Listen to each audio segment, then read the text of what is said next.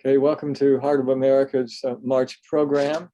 We're going to have Tim Duffy talking to us today about the human sources involved in putting together section 7, paper 48, where there is a list of human sources that are one side of a list that the other side of that list would be parallel mota statements. And Tim's going to talk to us about that. Before we get going, I wanted to read a paragraph from the Urantia lectures. This is actually one of my favorite, and I think it's relevant now.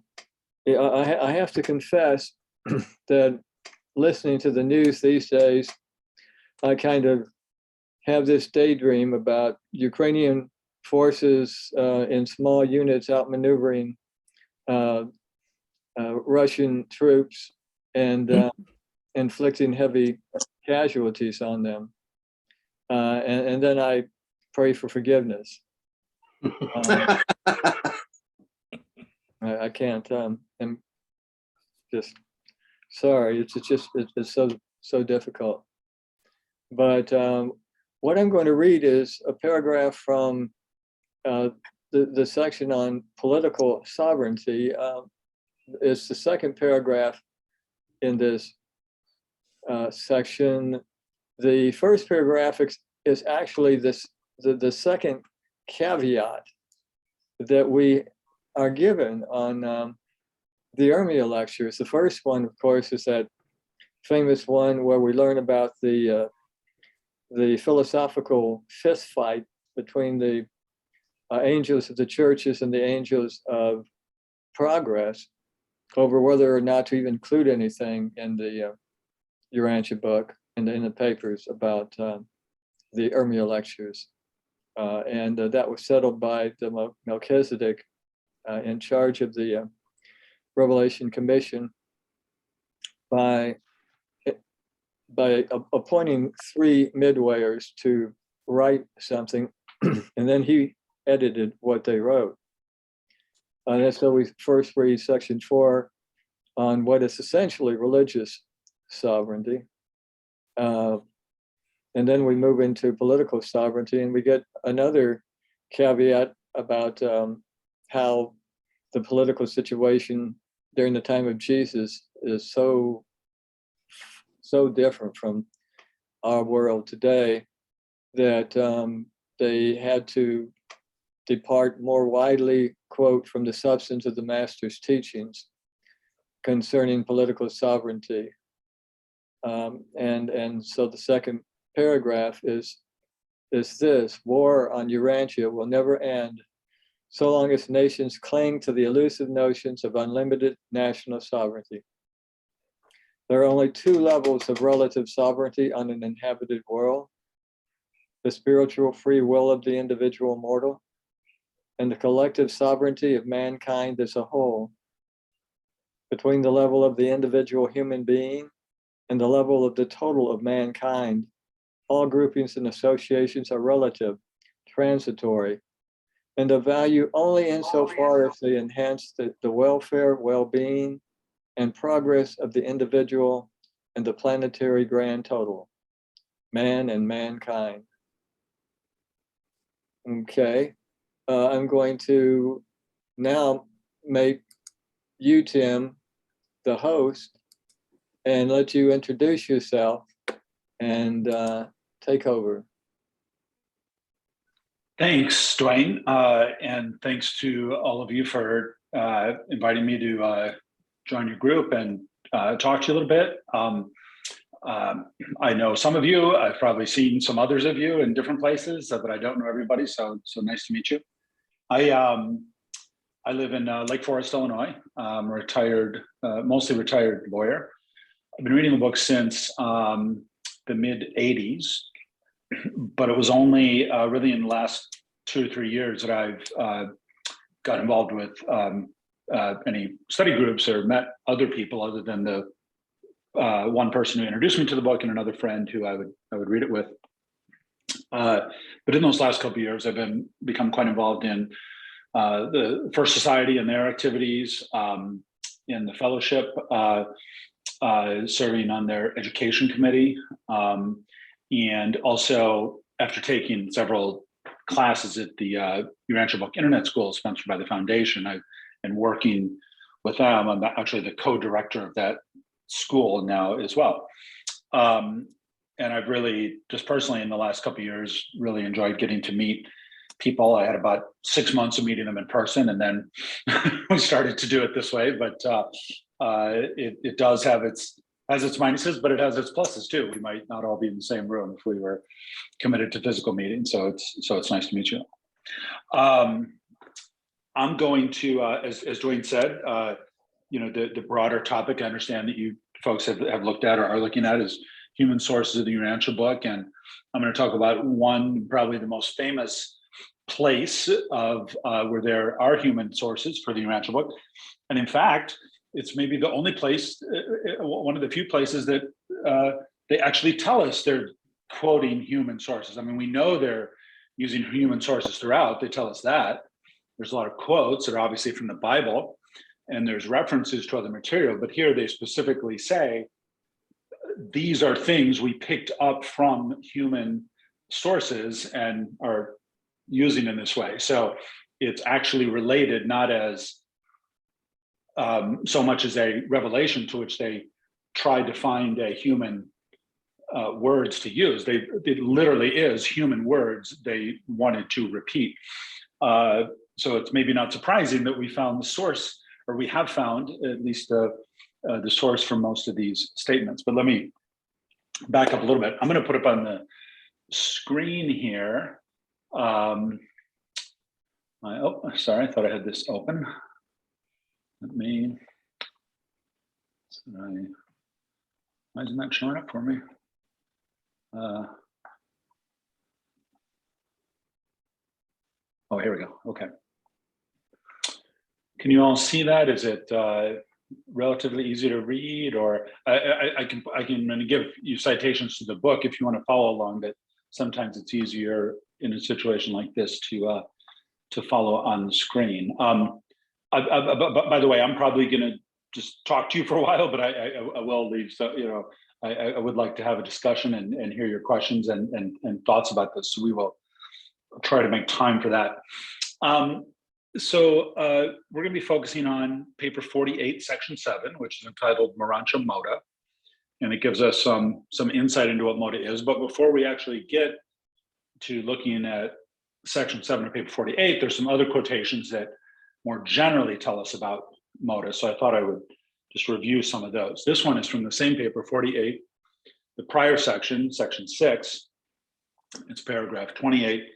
And this is on page 554, the second paragraph. It says, mota is more than a superior philosophy. It is to philosophy as two eyes are to one. It has a stereoscopic effect on meanings and values. Material man sees the universe, as it were, with one eye, flat. Mansion world students achieve cosmic perspective, depth, by superimposing the perceptions of the morontia life upon the perceptions of the physical life. And they are enabled to bring these material and morontial viewpoints into true focus, largely through the untiring ministry of their seraphic counselors, who so patiently teach the mansion world students and the morontia progressors.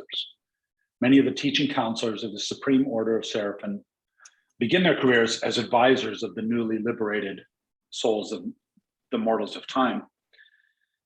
So this is one of those things, one of those concepts that they tell us about, but it's, and we think we have a little understanding of it, but it's hard to truly understand because it literally says we can't.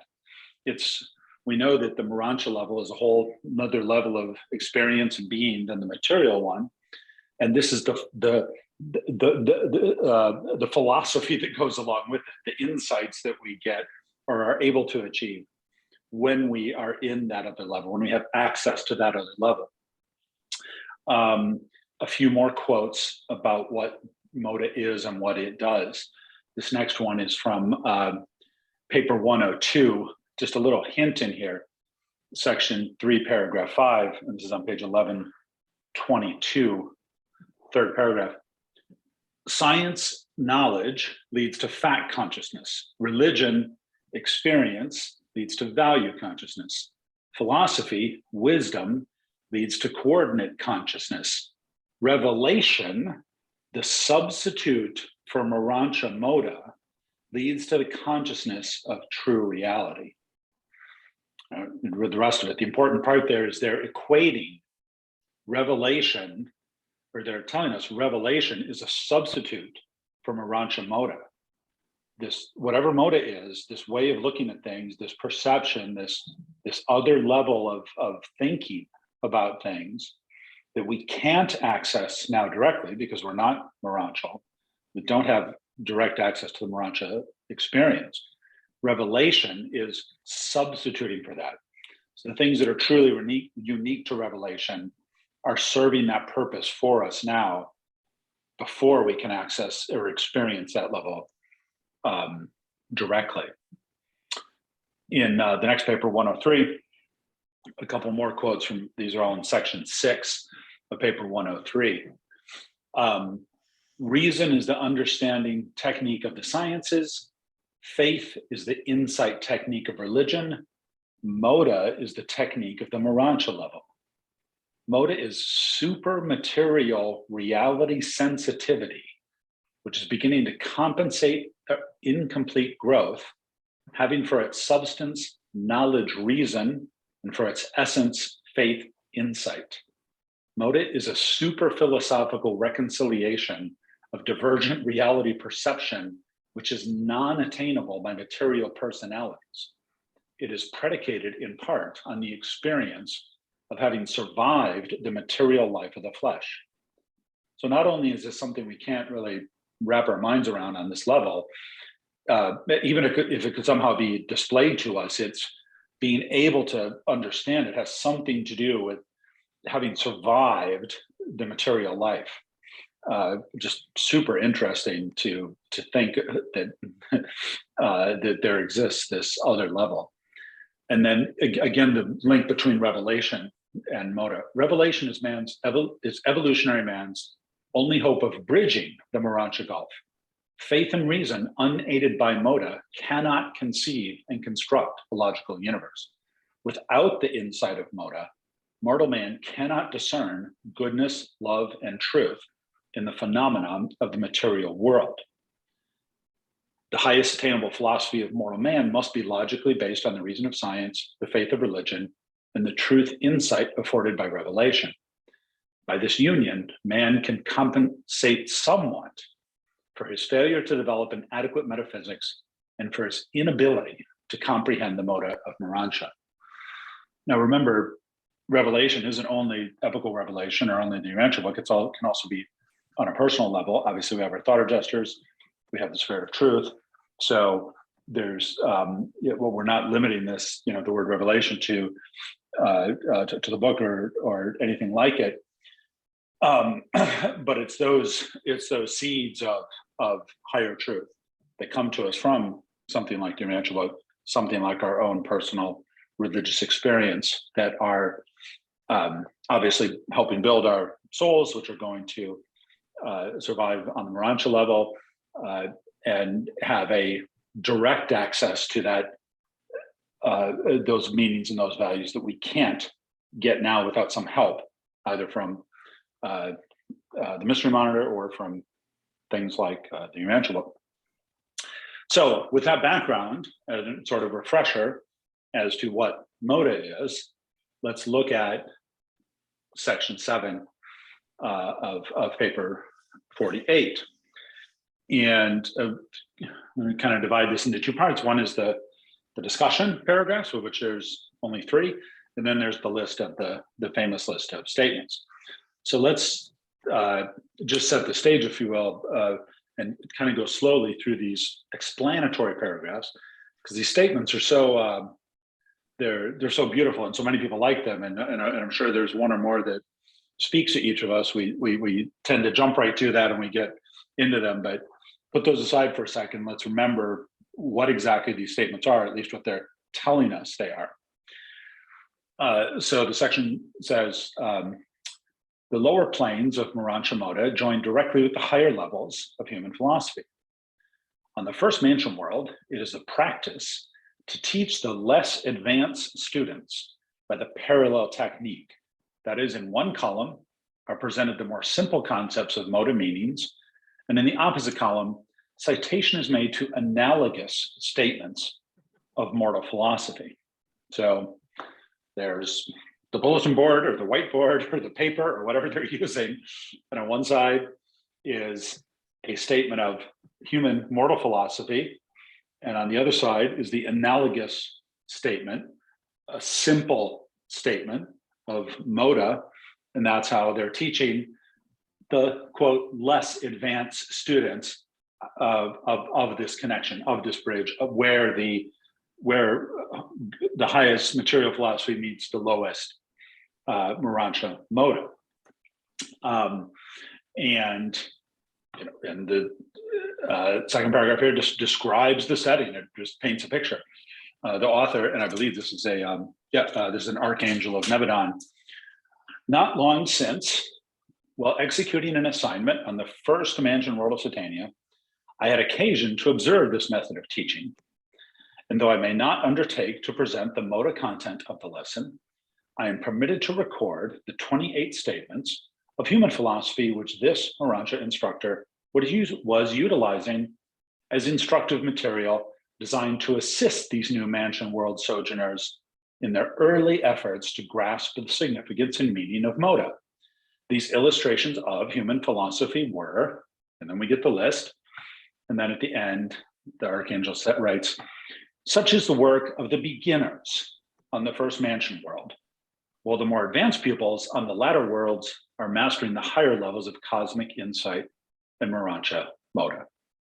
So, we could all find ourselves in the, I wouldn't say remedial, but the beginner class, and this is how they teach us. And literally, the description is, this archangel is, observing a class, just like someone might go to high school or university now and sit in the back of the lecture hall and see what's going on, and has reproduced for us in this section one side of the bulletin board, the side that comes from human philosophy. Now, so these are portrayed simply as examples of human statements that are going to be used to illustrate the morontia mota. It's not even necessarily true that the human statements are endorsed or special. In theory, they could be using any kind of statement. Now, obviously, we can just tell by reading them that they are statements that have truths in them, and they're positive statements. They're not just taking random statements of philosophy. They seem to be quite thoughtfully put together and express thoughts worthy of the Urantia Book and worthy of the mansion worlds on some level. But of course, we don't know what the other side is. We can assume maybe that they all have a parallel truth on the mota side, but that's not even necessarily the case. This is an intellectual teaching exercise to show how mota relates to human philosophy. Presumably, the students have an ability to comprehend the human philosophy, but are just beginning to comprehend how mota works, and it's using the example to help them bridge that gap and to help them understand it. So, as I'm sure many of you know, being longtime readers, and that again, these are very attractive statements, and actually don't want to take our time reading them all. I think we're all familiar with them. As nice it is, I've got them here if we need to reference them. But let me just talk. I can take the screen down first. Well, actually, maybe not. I've only kind of some of you may know some of what I'm going to tell you, or have some familiarity with it. I knew a little bit, but have pieced together a few more pieces in my research for this. Apparently what happened is Gard Jameson, who I'm sure many of you know, had a book. It was either his or his father's book, and noticed that a few of the statements in it were familiar to him because he had seen them in the Urantia Book. And he pointed this out to, among other people, a gentleman by the name of Matthew Block, who some of you might also know. Matthew was very intrigued by that, and he dug into it very thoroughly and did more research. And he found that almost all of these statements come from a single human book, or at least statements very close to these appear also in a human book. And believe it or not, they appear in a small part of this book, which is kind of amazing. And so he did this research, put a lot of work into it, and he published an article, an essay, actually a couple essays. This is one of them. And I can, for those of you who don't have access to this, I'm happy to share the file. It actually has both essays in here. When did he write this? Ooh, I should know that. Not the date. This was in one of the. This version's from 2000, but I believe there was an earlier version. This may have been a reprint. I'll have to look that up. But what Matthew found is presented in this article, and it was quite controversial with a number of people, because it at first blush, it lent some credence to the notion of, oh well, the Urantia Book is just the work of some human author or authors, and this kind of shows you they were copying something, because the statements are almost too well lined up and are being passed off as something that they're not. That's a very unfortunate reaction if some people have that, because it's not really, I mean, everyone's entitled to their view, but it's not really faithful to the underlying sources here, which actually reveal that there is a definite source, but it's a very thoughtful, not only is it a thoughtful source, it's a very thoughtful treatment of what's in the source that actually fits quite well with what this purports to be in the book. I mean, they are telling us these are human statements that we use because they were human statements. So we've kind of found, at least for a lot of them, the human statements. That should not be surprising, because that's literally what they're supposed to be. But looking at the actual source and how they're used in the book is I think, a quite powerful illustration of the care and the beauty with which they put even into these statements that are only human statements. So we can imagine what thought and care went into the superhuman statements. For instance, the stuff that Dwayne was reading at the beginning, which, we that's another place we get a little window into their thinking or process in that section on the Urmia lectures, and this is another place as well. And ultimately,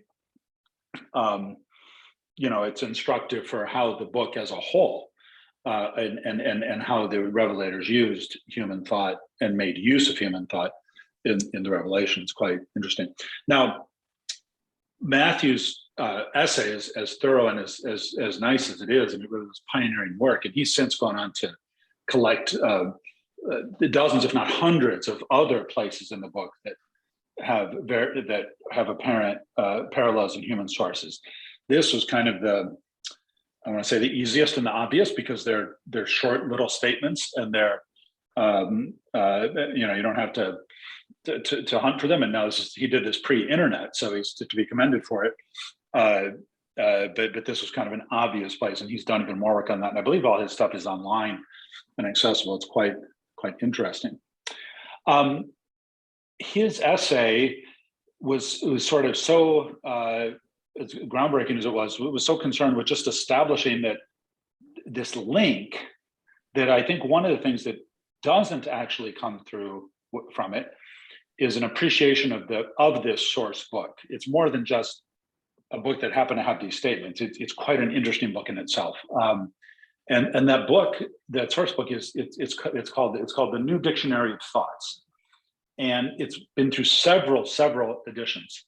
It was first published in 1891, and it's gone through I don't know, dozens of editions. This I just pulled from the internet is but perhaps the most this particular thing that's for sale now. It's not in print now. But this was published in 1960. That was one of the last editions of the book.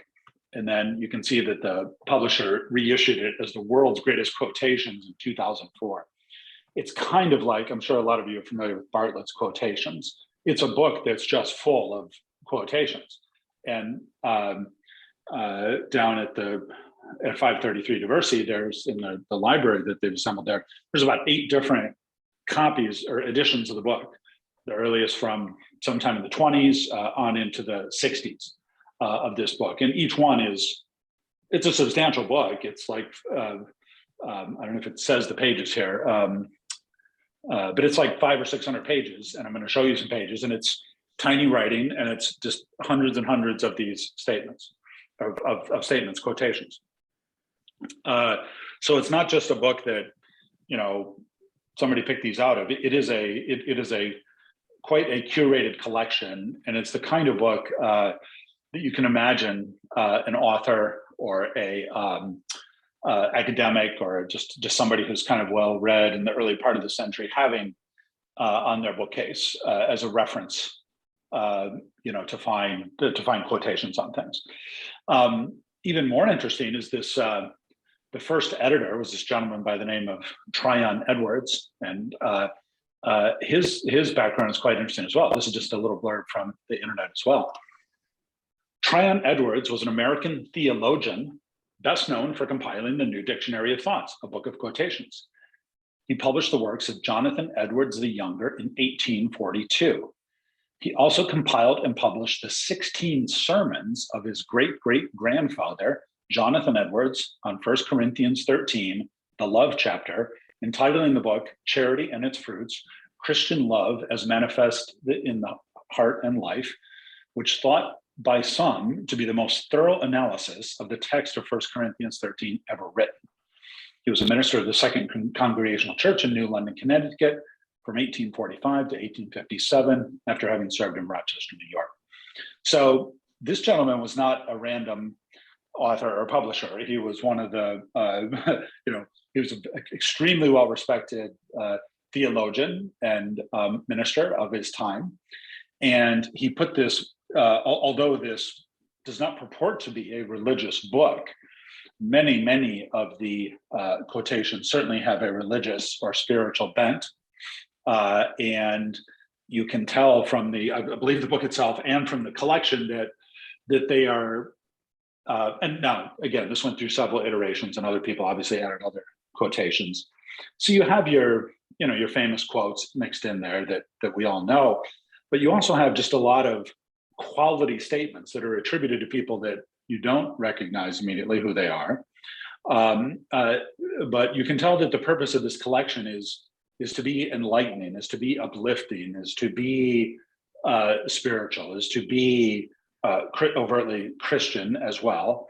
It is a book that is not just encyclopedic or reporting on thought. It is something that's meant to be uplifting and inspiring by its collection of stuff. So it's a human work that has an upward gaze, if you will. And I'm sure for its time and for the resources that these people would have had when they first put it together was quite a labor of thinking and of love and of ministry on some level. So let me show you just a couple of pages of what this looks like. This is one of the editions, and I'm going to get to the highlighting in a second, but you can just see there without, even if you can't read the text, which I'll zoom in, it's alphabetical, and it's divided into headings alphabetically. So you have accent, accident, accuracy, acquaintance, and that's the topic. And then there's the collection of quotes underneath it. And so this is just from a page in the A's. This is from the next page in the A's. And so we see this particular topic, action. You might guess there's going to be a lot of quotes about action as compared to accuracy. And indeed, the action quotes go on for a couple of pages. And then we get actors and address, et cetera, et cetera. So if you were writing a sermon or giving a speech or writing a book and you wanted a quote on something, you picked this up off your shelf and you looked up some of the keywords and you probably found something to put in your material. It's a very, it's a reference book. It's a very thoughtful reference book. Now, here's kind of the amazing part and Matthew Block in his article, if you look at it, he goes through all the 28 statements, and some of which he doesn't come up with, a few of which he doesn't come up with much on, but a lot of them are in this book. More amazingly, they're almost all from the A's. So this book is 700 pages long. It goes A to Z. The things that are about 20 out of the 28 statements that appear in section 7 of paper 48 are all quotes from the A section of this book. So it's not like someone went to this book and said, let me pick 28 good statements from the beginning to the end, or the 28 best statements. Someone picked 20 statements from the first 40 pages of this book and put them on this list that we see in paper 48. It's quite amazing. And as an example of this, let me show you. I'm just picking out these that are quite obvious. So these are the statements on the list in the Urantia Book, 8 through 11. Effort does not always produce joy, but there is no happiness without intelligent efforts. Action achieves strength, moderation eventuates in charm. Righteousness strikes the harmony chords of truth, and the melody vibrates throughout the cosmos, even to the recognition of the infinite. And the weak indulge in resolutions, but the strong act. Life is but a day's work, do it well. The act is ours, the consequence is God's. Great statements.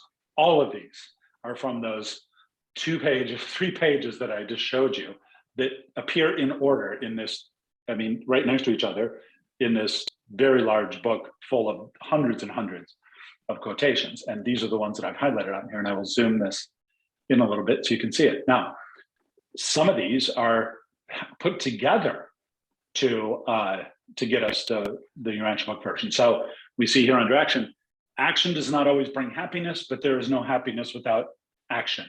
Disraeli. The quote, effort does not always produce joy, but there is no happiness without intelligent effort.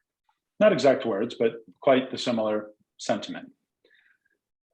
Here's another quote, much less well-known, I think, or at least by someone who's probably less well-known than Disraeli. Only actions give to life its strength, and only moderation gives it its charm. And here we have the Urantia statement, action achieves strength, moderation eventuates in charm. It's not a literal copying, but it's the same sentiment and many of the same words, and it's in the same order on the same page in this source book. Let's look at the next one. And this is very specific language, right? A right act strikes a chord that extends through the whole universe, touches all mortal intelligence, visits every world, vibrates along its whole extent, and conveys its vibration to the very bosom of God. And the statement here, righteousness strikes the harmony chords of truth, and the melody vibrates through the cosmos, even to the recognition of the infinite. Really a very striking parallel. This one here. and here, I have never heard anything about the resolutions of the apostles, but a great deal about their acts, almost a more poetic way. But then here, the weak indulge in resolutions, but the strong act. That's the first part of number 11. And then a little while down, life, though a short, is a working day. And that concept finds its life is but a day's work. And then there's yet another quote on the next page. Actions are ours, their consequences belong to heaven. And here we have the act is ours, the consequence is God's. And similarly, with a few exceptions, all of these statements find these parallels. These 4 are striking because they all they have a very close parallel literally under the same heading in this book. So, one can say, well, that's not quite the same, or it's a little different. But really, when you go through Matthew's essay and he blocks all these out, and you look at this, it's kind of amazing, because what someone has done it's very hard not to conclude that someone has not gone through this book, taken statements that, for whatever reason, reverberated with that person, crafted them together where appropriate, changed the words a little bit to express them in a uniform manner. It's actually it's much more interesting than just copying some of these statements. Obviously, there are statements in here that could be copied word for word, but they aren't.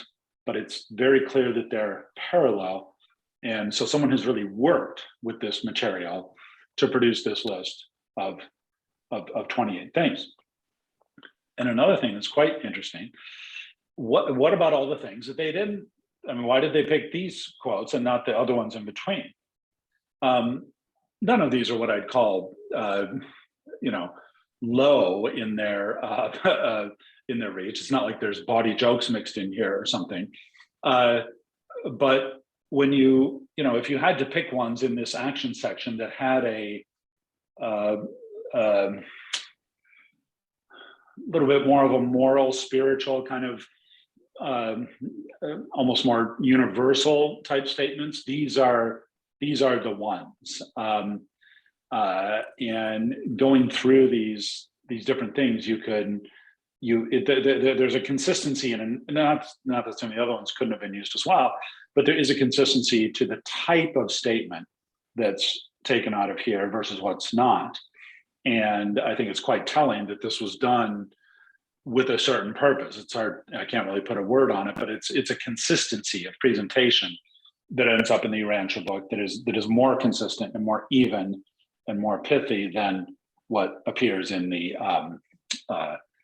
source material. So, what does this tell us? What does it mean? What does it show us? I want to maybe have some discussion about that. Just a few, the one thing that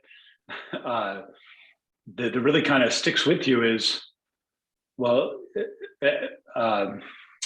why is it all from just this one part? I mean, there's, hundreds and hundreds of pages. There's plenty of other topics that, that they could have used. Why are we only seeing the ones from the A's?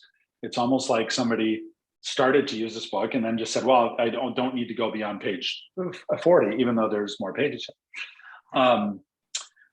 My personal guess on that, recall the setting. This archangel is in a classroom and happens to be observing, the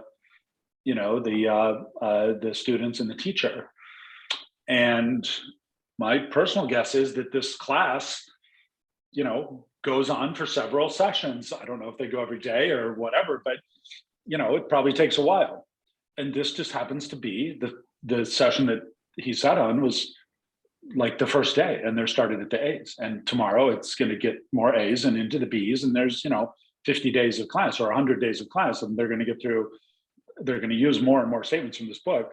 But these are just all collected on one day, and this doesn't purport to be any grand list. It's just what the archangel saw when he happened to be visiting the class.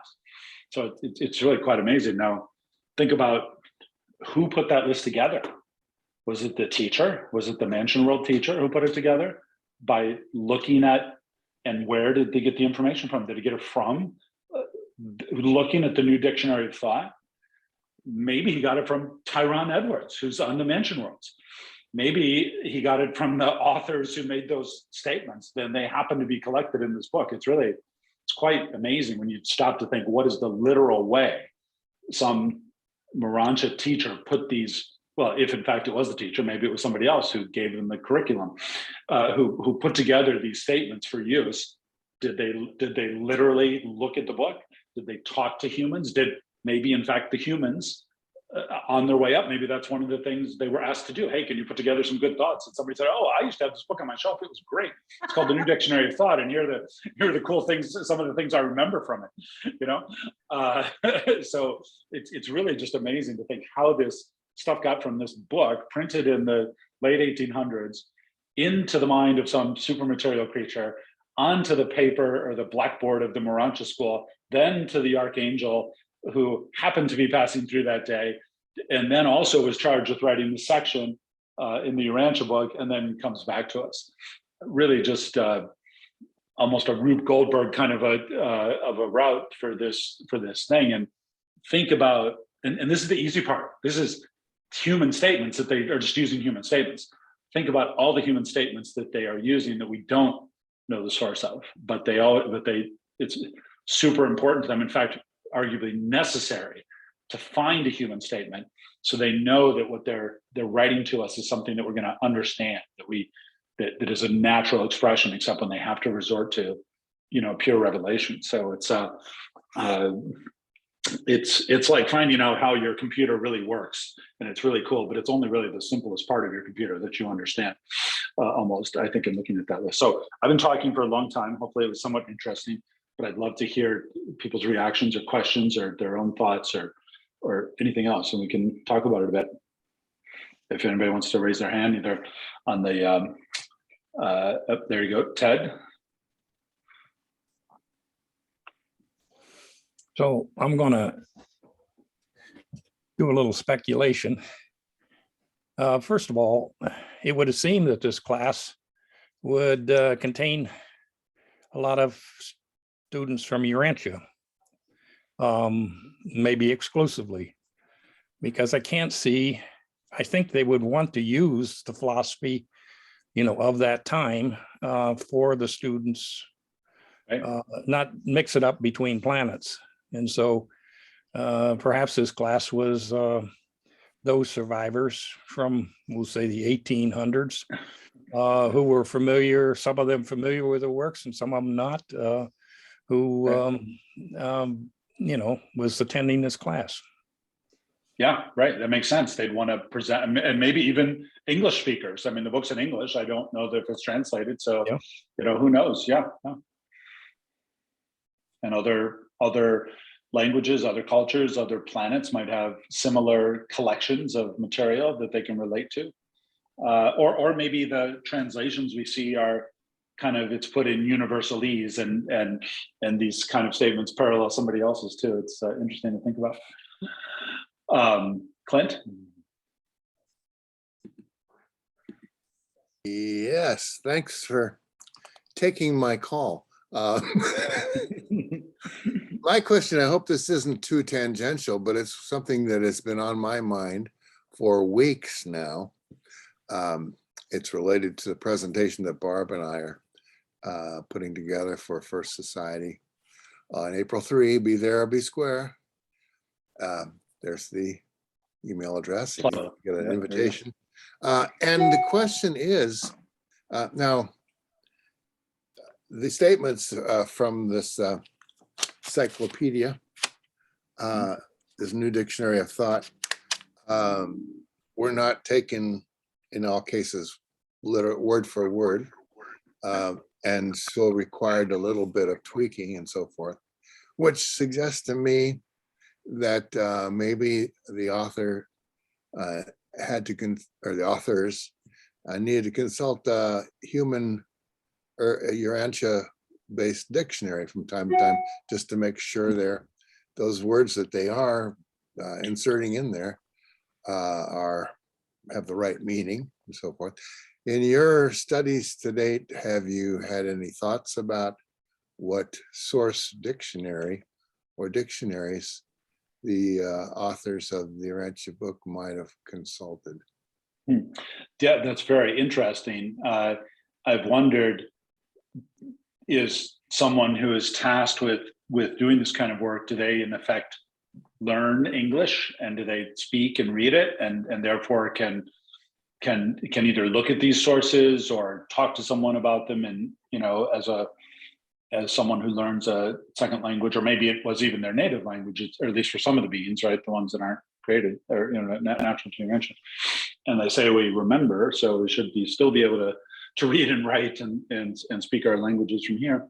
But to more directly answer your question, I haven't looked or run across specifically like, oh, well, here's a dictionary where they must have been using, but one must assume that they would have had access to the best dictionaries, or would have used the most, and when I say best, I mean, the most thoughtful and prevalent, some combination thereof, right? So my guess is they're looking at the Oxford English Dictionary, but who knows? Or maybe one that's more, Americanized, at that time. But there couldn't have been, unlike today, there's probably not 100. There's probably only 3 or 4 candidates if one were to go back and look, right? The really good quality, comprehensive dictionaries, and therefore would be likely sources. But one also must posit that they have access to kind of whatever they want. So you can always go pick a word from somewhere else if they, if something prompts them to. But it's a very interesting question. Thank you. That kind of validates the direction I was going in. For my purposes, I was thinking, okay, well, you can't do better than Oxford English Dictionary. But then I caught myself, as you did much quicker than I, and considered that they might, since this is an English audience in America that the book was first being presented to, they might lean towards an American based source dictionary. Right. Or dictionaries. Yeah, I think that's probably more likely. Yeah. Thanks for that. Sure. Well, it's interesting because I too have wondered about the revelators and how they might have studied English, since English was chosen, and American English in particular, because American and British English have evolved quite differently. So what I do want to add, though, I think most people here know that the Human Contact Commission was simply told to pick a dictionary for spelling and word usage and grammar and stick to it. And they picked Webster, which is the best and oldest traditional dictionary of American English. So, but that doesn't mean the revelators were limited to Webster, because that was their only task, was to do proofreading according to standard English at the time. And Clint discovered an earlier edition of Webster's when we were looking up the word heart, or he was, I should say, that is very similar to the 1934 edition, which we know would have been what the humans were using. So, but again, it doesn't mean that the Celestials were limited to that. Right.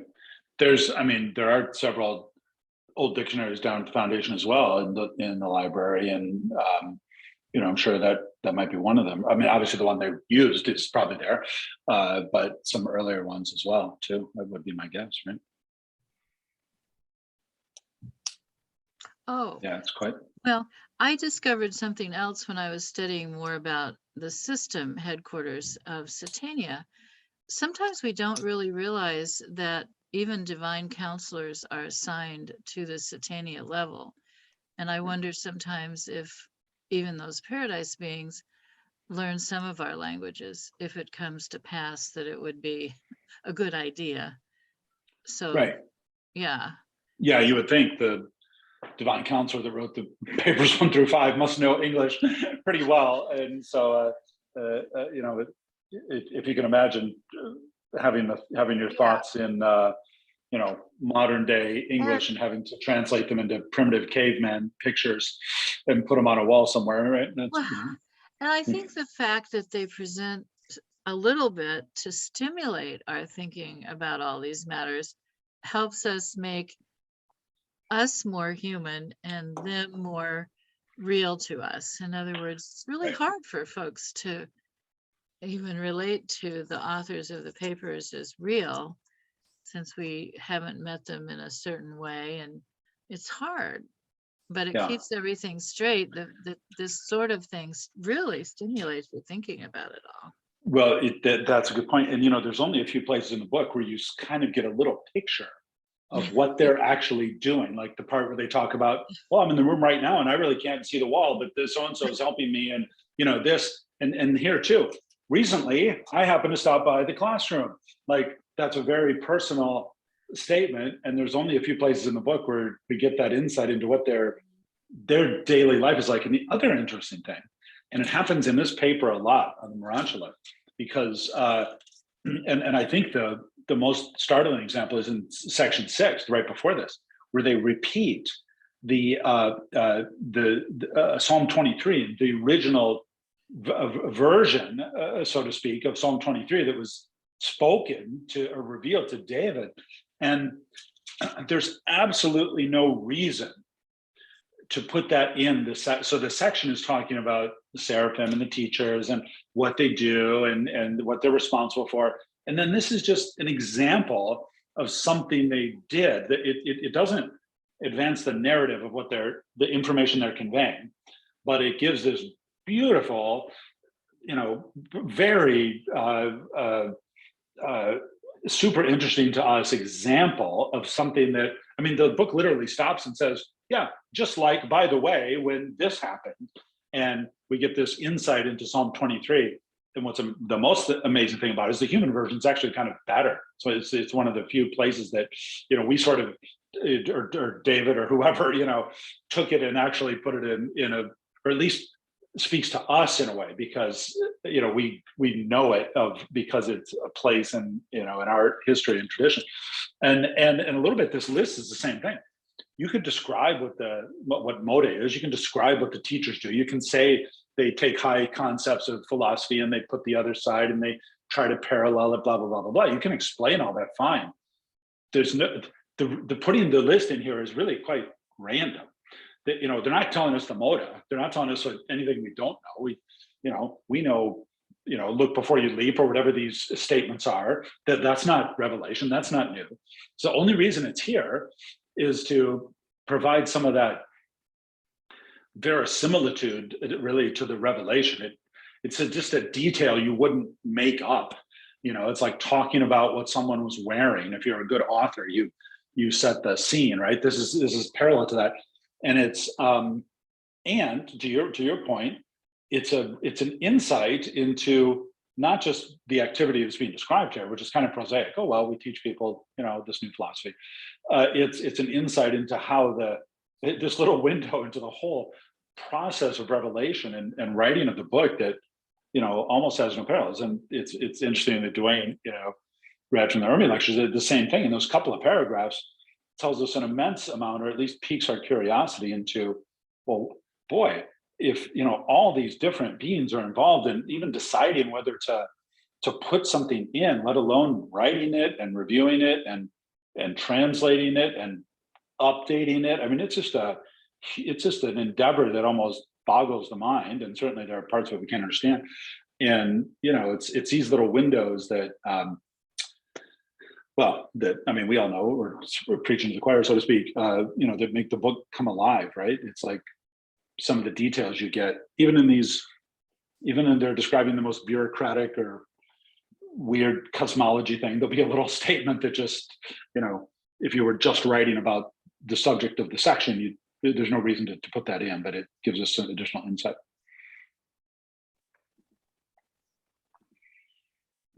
Ted? Yeah, to add what you were saying there, this kind of gives us the reason to see why our physical or experience on the physical level is the foundation of so much to come. Yeah, and taking these, you look at these, these statements, this one about, the weak indulge in resolutions, but the strong act. Just for instance, that's something we can all relate to. It's a nice statement. It's a powerful statement. Just trying to imagine what is the mota equivalent of that. It's like somehow it's that same thought but expressed not just on the physical level, but on the spiritual level as well, in a different way, or with a different dimension. And it's clear, though, if you can't understand it on the material level, you're not going to get it. You're not going to be able to add another level to it, right? So, in a way, some of this is probably, I mean, when we first read these statements, we weren't familiar with them, and they're very thought-provoking and educational just for us. And those initial morontia worlds are all about remedial experience, making up for experience that we, missed out on a world settled in light and life, or a perfect world, or a perfect life on a perfect world, or more perfect, closer to perfect. So this is not only probably showing the transition, it's probably filling in some gaps in just, the human thought level, right? Covering off the bases of, I mean, we all, I'm sure, have misguided conceptions and prejudices and things that are still in our brains, even if we think we're beyond them somewhat. And so, statements like these, I mean, anxiety must be abandoned. That's going to be true even all the way to paradise, that someone's going to tell us, don't be afraid, don't be anxious. I mean, it's in the Bible, it's everywhere. It's going to be on our minds up until we see God, and that final day. That's a good thought to have in our brains. And if we didn't really get the message here, well, that's something we need to, they need to catch us up on. So now we can go to the next level. I don't know if anybody's watched, it's on Apple TV right now. It's that musical, Come From Away. And it's about on 9/11, all these transatlantic planes were grounded in Newfoundland because they had to get out of the sky. And the small town in Canada had to take care of these hundreds of people stuck on planes, and who didn't know what was going on, and were forced to land and stay in this little town for a week. And it's amazing. It's amazing things. You should watch if you haven't. And one of the planes is, full of, some of these planes are full of people who don't even speak English. And they're taking a busload of people from Africa who only speak Swahili to a camp in the woods where they're going to put them in the shelter. And the people from Africa are convinced they're going to be shot. And in fact, the Canadians have put on their Salvation Army uniforms to do their help, and they look like soldiers to these Africans, and they're taken in the middle of the night to the woods, and they think they're going to get shot. And they don't speak each other's language, but and I assume this is a true story, the bus driver sees that one of the passengers is holding a Bible in Swahili. Now, he doesn't speak or read Swahili, but he knows where the statement is, be anxious over nothing, in the numbering system of the book from Philippians. And so he points to that passage in the Swahili Bible to this woman on the bus to reassure her that everything's going to be okay, even though he doesn't speak the words. And that kind of relaxes them, and then they go on about their day. So this, just a simple statement like that is something we need to learn here on Earth, and I'm sure forever. And so they're picking things probably here that are doing double duty of catch up and education. Quite amazing. I mean, it could even be the case. I mean, when you look at this, the website that that Matthew and others, I'm sure, have contributed to, it's possible that almost every sentence maybe is somewhere else, and we're never going to find it because it's from some obscure book that you can't just search the internet for these things, or just it doesn't work that way. So, or if it wasn't in a book, it was some person's statement or personal writing or memory, or something their adjuster remembers, or their seraphic guardian remembers, or a midwayer remembers, and it's that huge collection of knowledge that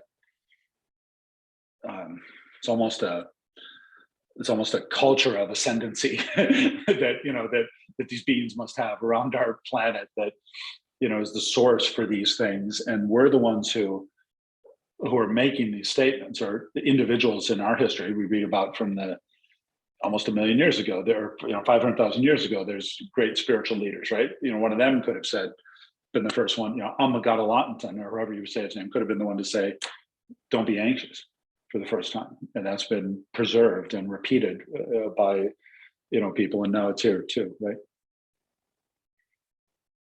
And this is just the latest new dictionary of thought that someone has compiled in a more organized way, with little touches of revelation where needed, because we can't really, do it ourselves at this point, because we don't have the mota.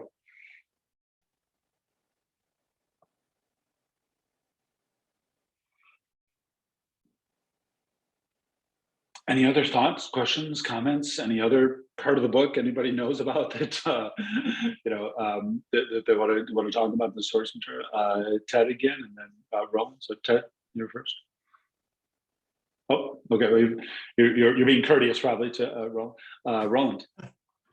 Yeah, just what you were talking about, Tim. Was it at part 4, the midwayers? Didn't they use a lot of was it Andrew's memory, perhaps? Right. And then they referenced some lost work or something of, was it Andrew or one of the apostles? Yeah. Which I found that quite amazing. I'd sure like to see that lost work, but I guess it's lost. Well, yeah, and I remember this. It might have even been before I encountered the Urantia Book. I remember seeing a documentary of and biblical scholars, trying to piece together, or have obviously tried to piece together, how the Gospels were written, because there are, obviously there are 2 or 3 sometimes that say kind of the same thing, but then one says it differently, or one leaves something out, or one puts something unique, and they sort of have, just modern, theologians and historians have sort of it's taken all these puzzle pieces, right? If you line them all up, and said, well, these are the same, and then this one adds this, and then these 2 add this, but they change it this way, and you can and they've speculated. Well, it's more than speculation. I think it's the theory, and it works if it's true, is that there was a prior source that A, B, and C copied from, or we see portions of a prior source that were copied here and sort of copied here. It's a little bit of a Rosetta Stone kind of a thing. The way the Gospels are coordinated or not coordinated implies, and I think they call it Q, the some earlier source that they all would have copied from, or at least referenced. And that description by the modern theologians and historians lines up quite well with and I should look up some teaching on that. It was a documentary, like on the History Channel or something, at least that I saw. I'm sure there's more scholarly writing, but it lines up very well with this description at the beginning of part 4 of the Gospels, and they talk about the lost. That Andrew was the first at some point to write down his recollections and notes, because they knew Jesus didn't write, so they were hesitant to do it. They waited a while. Andrew had a gospel, essentially. They didn't call it a gospel, but that was the common source for the 4 gospels we have. And of course, it's also stated as one of the primary sources for part 4. Well, I may not, I'm not an expert on the Bible, but from the parts I have read, I didn't see a whole lot in the Bible. In fact, I don't recall seeing any about fatherhood of God and brotherhood of man. I may be wrong on this, but I just wonder, in some of those other books that were not, they said, oh, we're not going to use these books, back in, was it 350 AD or something, when they decided which ones they're going to use. What was in and what was out. Yeah. Yeah, I just wonder if some of those books maybe had mentioned some of that. But that's just speculation on my part. Yeah, I'm not really qualified. I didn't study the Bible academically, but I'm sure that's in there somewhere. I'm sure, but certainly it also is. I mean, you can just tell or guess that it must be true that Andrew's notes or someone's Gospels, they're probably written more with the perspective of, let me sort of describe what was going on and repeat the things I remember, obviously, too, as part of the message. But it's interesting to think whether the purpose of writing that down was to convey Jesus's teachings, or whether the purpose was to make a record of the events and the acts and the life and the history, which are really obviously related, but two different projects.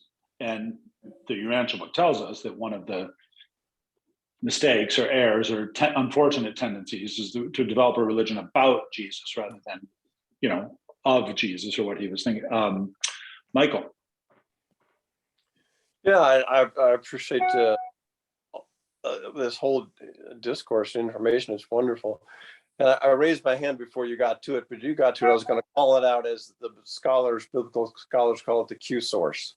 Okay, and it's the hermeneutics and linguistics analysis of the different synoptic gospels and the stories in them and the way the stories are told. You can see that some of them are parallel, but some of them are this story here. Mark is a combination of kind of these two versions, and Matthew is a combination of maybe these two versions and a little bit of this. And then through that linguistic, shall we say, comparison and research, they postulate, well, there was another source where they just call the Q source, but has been lost, if you will, to us or to scholars at that point. Well, the Urantia Book says the Urantia Book says the last surviving copy burned in Alexandria, the Library of Alexandria. So another tragedy of Alexandria.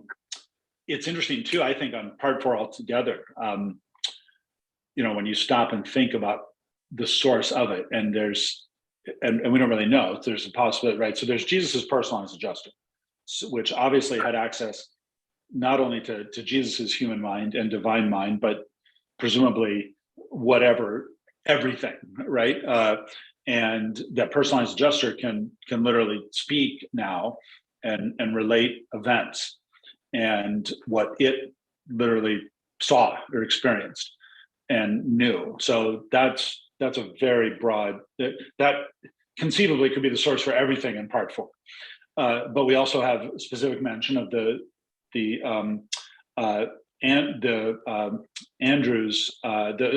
midwayer assigned to protect or follow around or be with Andrew. So that's a third party, so to speak, who again has a personal memory of events and maybe access to other records that we don't know. But then you also have all these people involved, the apostles. Let's put aside Michael. Maybe he was involved in this writing this book or taking a look at it, or maybe he wasn't. But put him to one side. You have the actual people who were involved in these events who could have been consulted for on the book or given their input on the book, and obviously the angels and everything. But when you stop and think about, for instance, when Peter betrays Jesus and it talks about how Jesus looked at him and how he felt. Well, that's only something that was going on inside Peter's mind, right? And yet that's relayed to us. Peter, never did Peter forget that look. Well, the most obvious source for that statement is Peter, because he's the one who experienced it, and he's, oh my God, I never forgot this. And you can imagine him describing it to someone. Maybe the personalized adjuster of Jesus can say that because it somehow, can communicate with the adjuster of Peter. So maybe that's how we know that's true. Maybe Peter himself said it to someone, as he was preaching later that day, or in the subsequent years. But there's a lot of statements like that go beyond just the events that any celestial creature could have observed or recorded into the inner thoughts and reflections and significance of things that really involve the people and the people involved, that you really couldn't make a definitive statement, or you wouldn't say it in the way that they do unless you really knew firsthand, so to speak, that was the truth. And that firsthand statement either comes from that person or some entity that has access to that person's thoughts and experiences. That's quite interesting to think about too, how that got from that person's thoughts and experiences into this book. Is it only things people have expressed to others? Is it only things that they talked about? Was it their contributions, or was it some behind the scenes divine network that that had insight into everyone's thoughts, or without effort. I suspect it's more of a workman-like project than we might think it is. It's another sorry. What would you? I say another little citation. I'll call it a citation that appears every now and then in the Urantia, in the text, where a particular spiritual being, is saying, "Oh, and by the way, I know whereof I speak." It's like a separate singular citation that you see here and there, but it's like, in and of itself, what I'm saying is absolutely real. Right. I'm telling you, it's my personal experience, and we, even on all levels, that is the thing that's real, right? Our personal experience, and we can have a consciousness of God. That's the other thing we know is real, and we can also have the consciousness of other consciousness, and we can believe them and share with them. But if I say there's just something about, if I say to you, I saw this, or I know this, I've experienced this, that testimony, if you will, is one of the only two ways that we learn anything. We either experience it ourselves, or someone tells us that, whether it's in writing or verbally or whatever. That's it. We either have to know it, or someone has to tell us. And that little stamp of that's parallel to our knowing is quite powerful. And it must be like the spirit of truth, because there's no reason we should believe somebody when they say, when we read that, those aren't special words, but yet it has a power that is kind of inexplicable. Ted, and then Roland again. Yes, slightly aside, but I think it's related. I find it interesting that a whole paper was devoted to Rodin of Alexandria. He seems to have been lost to our history. Was it that his contribution was so great that it deserves to be resurrected for us? Yeah, right. So maybe Rodin, helped write that, right? Or maybe he was this, great. Were these original? Was this his original thought? His insights? Was he a collector of wisdom? I mean, it's super interesting to think about that. And you're right. We would have never heard of him. I mean, there's these teachers, other people. Obviously, they give us some insight into Moses and people like this who we do know, but there's many who we don't, or at least we might, but we don't know that it's really their source, right? And of course, back then, even with the Gospels, it wasn't as important. It just wasn't. In fact, you usually didn't put your own name on something. You put, you collected it under the name of someone or your teacher or whatever. That just, they didn't have this obsession with plagiarism or whatever we want to call it in modern scholarly thought. Roland. Yeah, one day I got to wondering more about worship, because I really didn't know exactly how to worship, how to make that connection. Well, several months later, for some reason, I decided to start reading part 1. When I got to paper 5, it answered my question. It gave me a very simple process to do that. All we had to do is consent to worship, and our soul takes care of that and kind of tells the spirit within to go ahead and do that. I mean, it was so simple, it was unbelievable. So, how did I get to that point? Was I led to that point? I kind of think I was, It's like, and then there's been other questions I've had that have been answered in that way too. It's pretty interesting. Yeah, I'm sure we've all, if I didn't know better, I'd swear the book changes. And then when you go look at it again, it tells you what you're ready to hear, because you're like, I don't remember reading this before, or certainly understanding it. So it's constantly, all the copies are being updated, through some supernatural means, which of course isn't true, I'm sure of it. That just it speaks to the depth and complexity of the writing and what a masterpiece. It's like a great piece of music.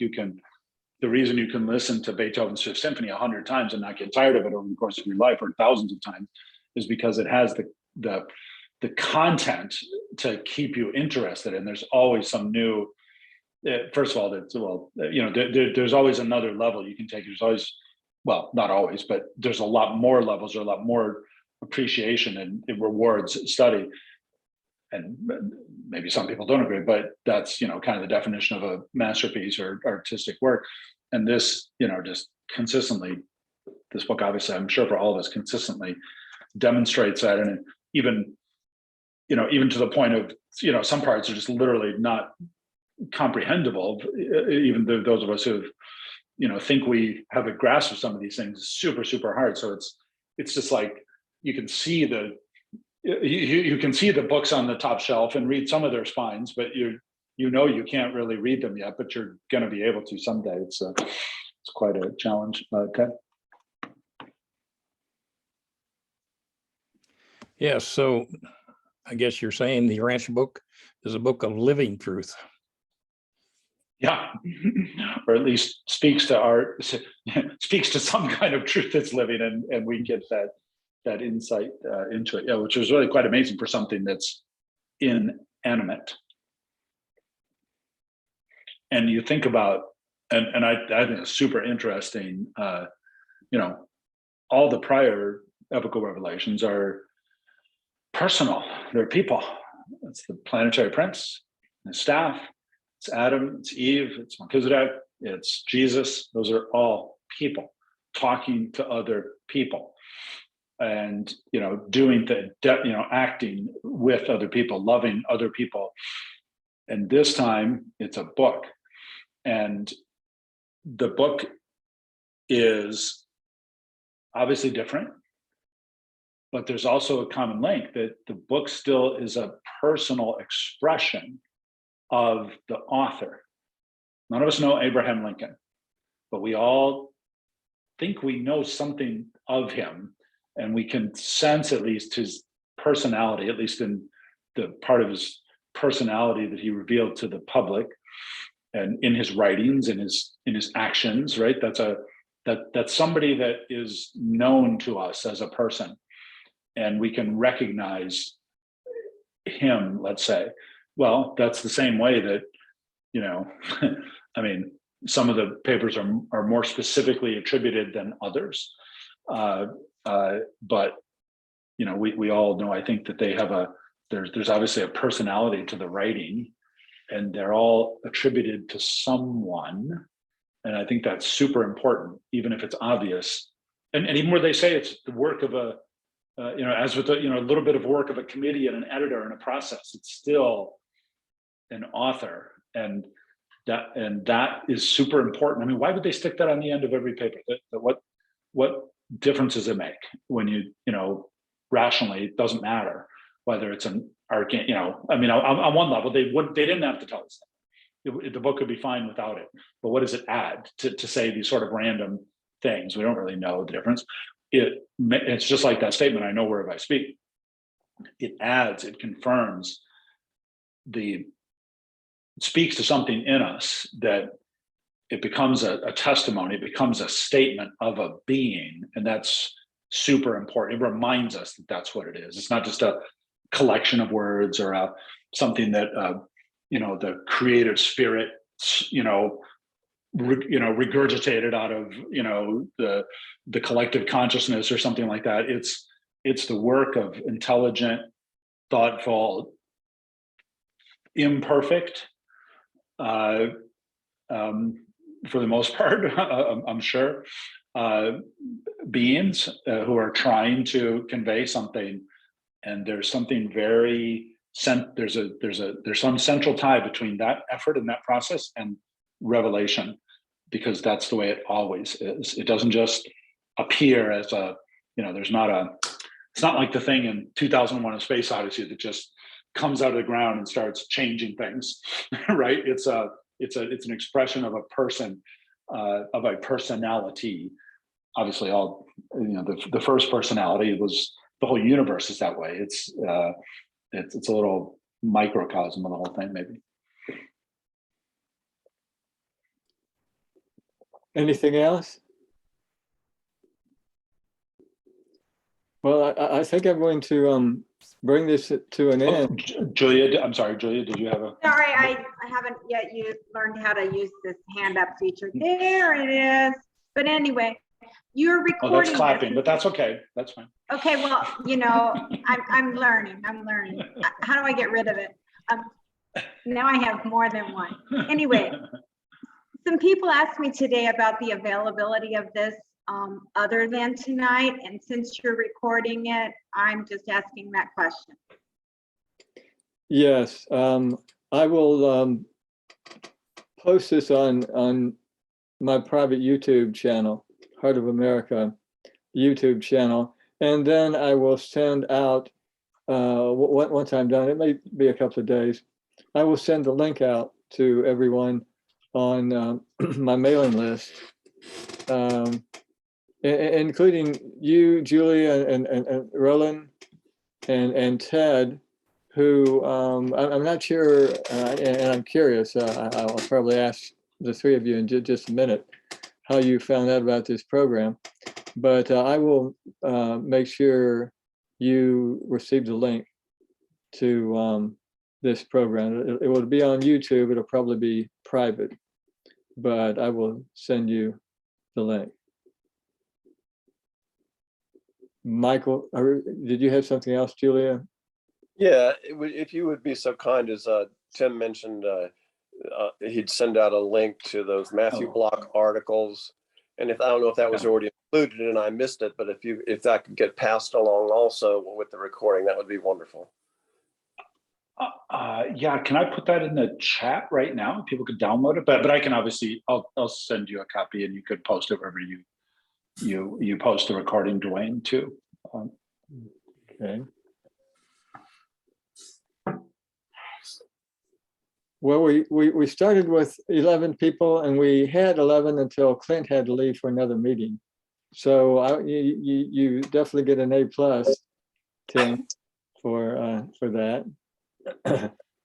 And looks like okay, everyone can see on the chat.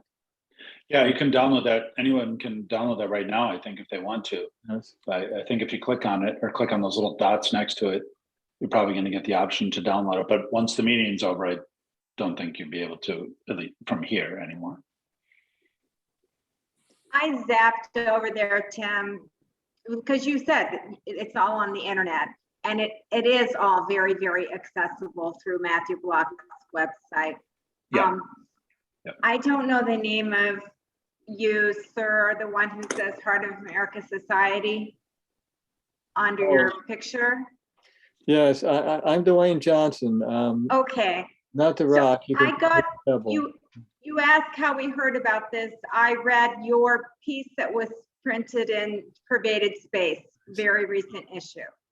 So that was I thank you for hosting this. I find all of this that I had not even heard of before I read your guest editorial fascinating and a real entry point, I think, for non-students of the book. And I don't know, I think it may be a really useful connection point.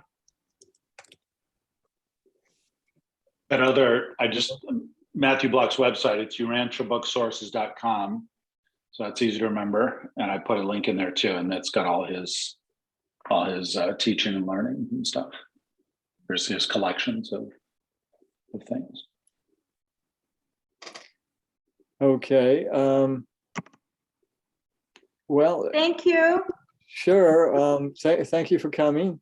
And I would like to introduce Michael to us. Some of you may be aware of the 2x2 project that the fellowship has, where they have appointed 2 members of the general council to be representatives to the various to some society as a way to strengthen the links between the fellowship and and its general council and the societies. And our 2 associates are Michael here and Christina Seaborn. I think you both volunteered for Heart of America. It's true, we did. Yes, we're here just to build bridges and learn about each other and learn how we can support this society and learn from you what you want as support and help and assistance and cooperation from us. So that's our goal and objective, and just starts simply by connecting and joining and getting to know each other and learning together like this with Tim and Dwayne.